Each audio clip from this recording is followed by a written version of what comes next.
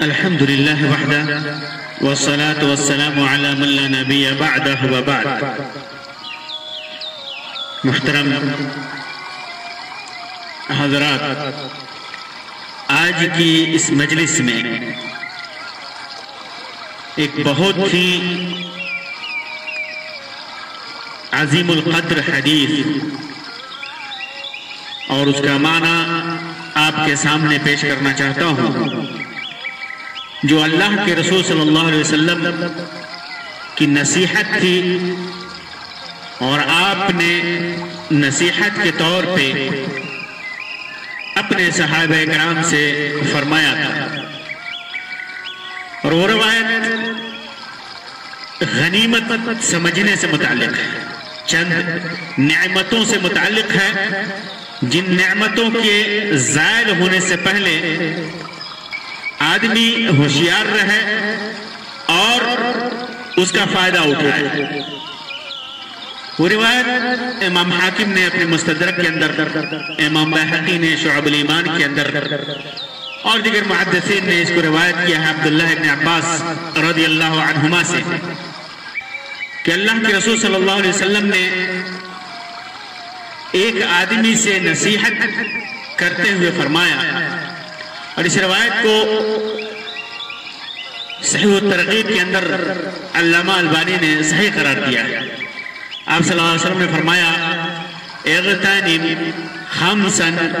قبل خمس، 5 چیزوں کو یا 5 نعمتوں کو یا 5 اشیاء کو 5 چیزوں سے پہلے یا 5 حادثات سے پہلے غنیمت سمجھو۔ 5 چیزوں سے پہلے ان کو غنیمت سمجھو۔ وہ 5 چیزیں کیا ہیں؟ شبابک قبل حرمک، بڑھاپے سے پہلے اپنی جوانی کو، تمہیں بڑھاپا لاحق ہو اس سے پہلے جب تک جوانی ہے اسے غنیمت سمجھو۔ وصحتک قبل سقمک، اللہ نے صحت دے رکھی ہے، صحت کی نعمت سے نواز رکھا ہے، تو بیمار ہونے سے پہلے اسے غنیمت جانو۔ وغناک قبل فقرک، تیسری چیز اپنی مالداری کو، اپنی خوشحالی کو محتاجی اور غربت و فقیری سے پہلے۔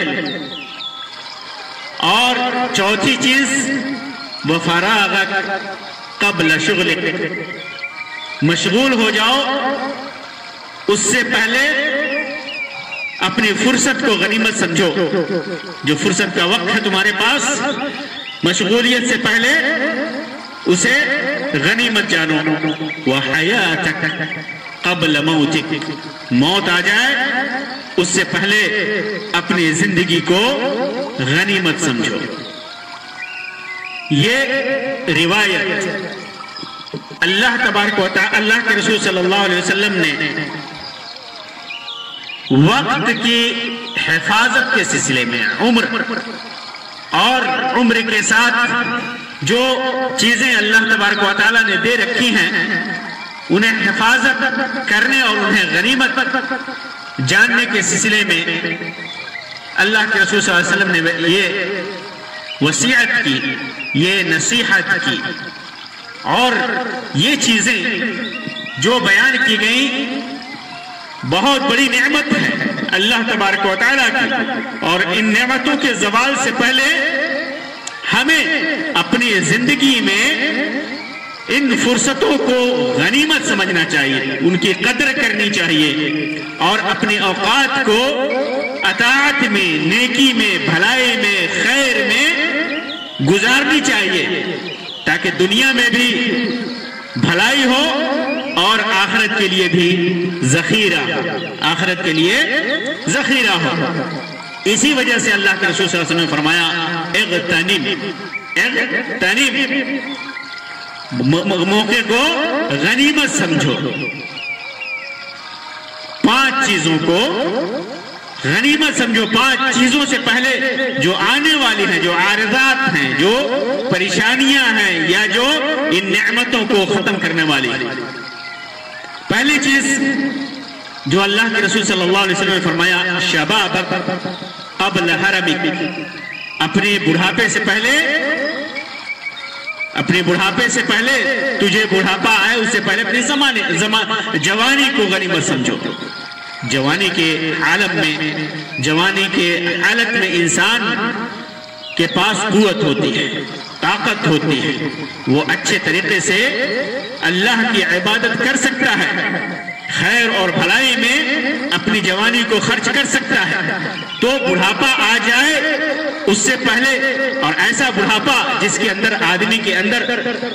بڑھاپے کے اندر آدمی کے اندر کمزوری آ جاتی ہے، یہاں تک کہ آدمی ہلنے جلنے سے بھی مجبوری محسوس کرتا ہے، تکلیف ہوتی ہے، ہلنے جلنے سے بھی معذور ہوتا ہے، اور اطاعت اور عبادت ایسی حالتوں میں بڑا مشکل ہوتا ہے۔ اور جوانی میں آدمی نہایت ہی چستی اور تندہی کے ساتھ اللہ کی عبادت کر سکتا ہے، اور ہر وہ خیر کا کام کر سکتا ہے جو دنیا والوں کے لیے بھلائی کا سبب ہو، دنیا والوں کے لیے اچھائی کا سبب ہو، اور خود اس کے لیے آخرت میں کامیابی کا سبب بنے۔ تو جوانی کو جب آدمی غنیمت سمجھتا ہے اور اللہ کی اطاعت اور عبادت میں گزارتا ہے، تو پھر آخرت میں بھی اللہ تبارک و تعالیٰ اس کے لیے خیر کا وعدہ کر رکھا ہے۔ اسی وجہ سے جن 7 لوگوں کو عرش کا سایہ نصیب ہوگا قیامت کے دن، جس کے علاوہ کوئی سایہ نہیں ہوگا، اس میں ایک ایسا جوان بھی ہوگا جس نے اپنی عمر اپنی جوانی عبادت میں گزاری ہوگی۔ اسی طرح قیامت کے دن بندہ جب سوال و جواب ہوگا، اس سے حساب و کتاب ہوگا، تو جب تک 4 چیزوں کا سوال نہ ہو جائے اس کے قدم وہاں سے ہٹیں گے نہیں، جس کے اندر چوتھی چیز کا ذکر ہے، عن شبابہ فیما ابلا۔ اللہ کے رسول صلی اللہ علیہ وسلم نے فرمایا ان 4 چیزوں میں ان شبابہ، اور ایک روایت میں جسم ہی کا لفظ ہے، اور اس کے اپنے جسم کے سلسلے میں کہ اس جسم یا جوانی کو اس نے کہاں کھپایا ہے، اس کا حساب و کتاب ہوگا۔ تو جو جوانی اللہ تبارک و تعالیٰ نے جوانی جو دے رکھی ہے، وہ یوں ہی کھپانے کے لیے لغو اور بیکار کاموں میں ضائع کرنے کے لیے نہیں ہے، بلکہ وہ جوانی اللہ تبارک و تعالیٰ نے نعمت کے طور پہ دی ہے، اور اپنا انعام و اکرام کے طور پر دیا ہے، اور ضرور اس سے حساب و کتاب لے گا۔ اس کے بارے میں قیامت کے دن ضرور اللہ تبارک و تعالیٰ پوچھ تاچھ کرے گا۔ اگر اس جوانی کو صحیح کاموں میں، اللہ کی اطاعت میں، خیر و بھلائی میں خرچ کیا ہے، تو اللہ تبارک و تعالیٰ کا محبوب ہوگا، مقبول ہوگا، اور اگر اس نے لغو اور بیکار کاموں میں خرچ کیا ہے تو بہت ہی کڑا حساب ہوگا، بڑا ہی سخت حساب ہوگا، بہت ہی سخت حساب ہوگا۔ جس آدمی کو یہ قیمتی وقت مل جائے، جو آدمی اس قیمتی نعمت کو، اس قیمتی مرحلے کو اپنی زندگی میں پالے، تو اس زندگی کو، اس وقت کو اور اس نعمت کو اللہ تبارک و تعالیٰ کی اطاعت کے لیے خرچ کرے۔ اور دوسری چیز اللہ کے رسول صلی اللہ علیہ وسلم نے فرمایا وَصِحَّتَكَ قَبْلَ سَقَمِكَ، اور غنیمت سمجھو اپنی صحت کو، تندرستی کو اپنی بیماری سے پہلے۔ نیک اعمال آدمی بیماری کے حالت میں کرنے سے معذور ہوتا ہے، لیکن صحت کی حالت میں کرنا چاہے انسان تو بہت ہی چاق و چوبند ہو کر کے چستی اور پھرتی کے ساتھ نیک اعمال انجام دیتا ہے۔ تو اپنے صحت کو طاعت میں گزارے۔ اور غور کیجئے کہ آدمی کو بڑھاپا آنی ہے، بڑھاپا بیماری ہونی ہے بڑھاپے میں، جس طرح جوانی کے بعد بڑھاپا آنی ہے ضروری ہے، اسی طرح آدمی بیمار بھی ہو سکتا ہے۔ تو جب تک صحت ہے آدمی زیادہ سے زیادہ اطاعت کرے، نیکی کرے، تو جو کمی بیماری کی حالت میں ہوگی وہ پوری ہو جائے گی۔ انسان اپنی صحت سے فائدہ اٹھائے کہ ایسا نہ ہو کہ بعد میں بوڑھا ہو جائے تو نیکیاں نہ کر سکے جس کی وجہ سے، تو پھر یہ جو صحت کی حالت میں اس نے کیا ہے وہ اس کمی کو اس کی اطاعت کرنا وہ پورا کر لے۔ اللہ تبارک و تعالیٰ نے جب صحت دی ہے تو بیماری بھی وہی دینے والا ہے۔ اللہ الذی خلقکم من ضعف ثم جعل من بعد ضعف قوة ثم جعل من بعد قوة ضعفا وشیبا۔ اللہ تبارک و تعالیٰ نے فرمایا کہ اس نے تمہیں کمزور تھے، تم کچھ نہیں تھے، تو پیدا کیا، پھر اس کے بعد کمزوری کے بعد تمہیں قوت دی، جوانی دی، اور قوت کے بعد بڑھاپا دیا، بیماری دی۔ تو اس صحت کی حالت کو انسان اطاعت میں خرچ کرے، صحت سے اپنے دھوکہ نہ کھائے کہ اسے موج مستی میں لٹانے کے لیے اللہ تبارک و تعالیٰ نے پیدا کیا۔ اللہ تبارک و تعالیٰ اس کا حساب کتاب لے گا۔ تیسری چیز جس کو غنیمت سمجھنے کے لیے اللہ کے رسول صلی اللہ علیہ وسلم نے نصیحت کی، وَغِنَاكَ قَبْلَ فَقْرِكَ، اپنی مالداری کو محتاجی سے پہلے۔ آدمی کبھی مالدار ہوتا ہے اور کبھی محتاج ہوتا ہے، فقیر ہوتا ہے، غریب ہوتا ہے، کبھی خوشحال ہوتا ہے اور کبھی ناتواں و نادار ہوتا ہے۔ تو اللہ تبارک و تعالیٰ نے جو روزی دی ہے، جو نعمت دی ہے، مالداری دی ہے، پیسہ دیا ہے، خوشحالی دی ہے، تنگ دستی سے محفوظ رکھا ہے، اس کو بھی غنیمت سمجھے۔ ایسا نہ ہو کہ مال و دولت مل جائے تو اسے لغو اور بیکار اور حرام کاموں میں خرچ کر، نہیں، بلکہ اسے اس کے اندر اپنا حق سمجھے، اللہ کا حق سمجھے، غریبوں کا حق سمجھے، اپنے حق کو پورا کرے، اللہ کے حق کو پورا کرے، غریب، محتاج، فقراء اور مساکین کے حق کو پورا کرے، اور اس مال و دولت کی حلال طریقے سے حفاظت کرے، اور اپنے خاندان اور اہل و عیال کے لیے کے فائدے کے لیے اسے اگر جمع کرتا ہے تو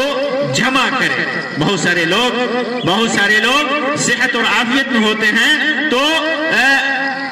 وہ فتنہ اور فساد میں مبتلا ہو جاتے ہیں، طغیان اور سرکشی میں مبتلا ہو جاتے ہیں۔ کلا ان الانسان لیطغی ان رآہ استغنی، انسان سرکشی کرتا ہے اور دیکھتا ہے کہ اس کے پاس دولت ہے، اس کے پاس ثروت ہے، اس کے پاس مال ہے، جائیداد ہے، زمین ہے، تو پھر سرکشی میں مبتلا ہو جاتا ہے، تکبر اور گھمنڈ میں مبتلا ہو جاتا ہے۔ تو ایسا نہ ہو کہ جب فقر و فاقہ کی نوبت آئے، دولت ختم ہو جائے، مال ختم ہو جائے تو پھر پچھتانا پڑے۔ اس وجہ سے یہ جو دولت اللہ تبارک و تعالیٰ نے دے رکھی ہے، یہ مالداری دے رکھی ہے، یہ خوشحالی دے رکھی ہے، تو اس خوشحالی کو،